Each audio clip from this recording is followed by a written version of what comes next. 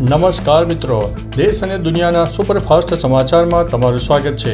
સૌથી મોટા સમાચાર સામે આવી રહ્યા છે ઉત્તરાખંડથી। ઉત્તરાખંડના ચમોલીમાં ભૂકંપના આંચકા અનુભવાયા છે। રિક્ટર સ્કેલ ઉપર તેની તીવ્રતા 3.3ની માપવામાં આવી છે। ભૂકંપનું કેન્દ્ર 10 કિલોમીટર ઊંડે હતું। આ ઉપરાંત અફઘાનિસ્તાન, મ્યાનમાર અને તિબેટમાં પણ ભૂકંપના આંચકા અનુભવાયા હતા। અમદાવાદથી સોમનાથ જતી બસને રાજકોટ નજીક નડ્યો છે અકસ્માત, સર્જાયો છે લાંબો ટ્રાફિક જામ। કરમસદ આણંદ મહાનગરપાલિકા નામ સામે વિરોધ, કરમસદને સ્વતંત્ર દરજ્જાની માંગ સાથે આંદોલન જોવા મળી રહ્યું છે। અમેરિકા સાથે વેપાર કરતી વખતે ભારતે સાચવવું પડશે, પૂર્વ આરબીઆઈ ગવર્નર રઘુરામ રાજને ચેતવ્યા છે। મધ્ય ગુજરાતના આણંદ શહેરમાં બીજા દિવસે પણ 12 પશુને પાંજરે પૂરી દેવામાં આવ્યા છે। દિલ્હી બેંગ્લોરની 95 શાળાને બોમ્બથી ઉડાવી દેવાની ધમકી મળી છે।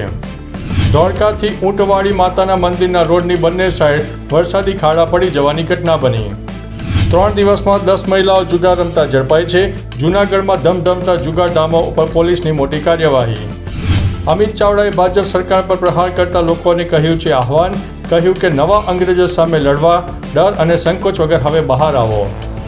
આંતરરાષ્ટ્રીય હવાલા રેકેટનો પર્દાફાશ, ભરૂચ એસઓજીએ 40 લાખ રોકડ સહિતની 3ની ધરપકડ કરી છે। ગોધરામાંથી વાહનો ચોરી કરનારી આંતરરાજ્ય ગેંગનો સભ્ય ઝડપાયો છે।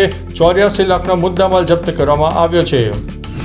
ઉત્તરથી દક્ષિણ ગુજરાત સુધી 4 દિવસ વરસાદી માહોલ જોવા મળશે।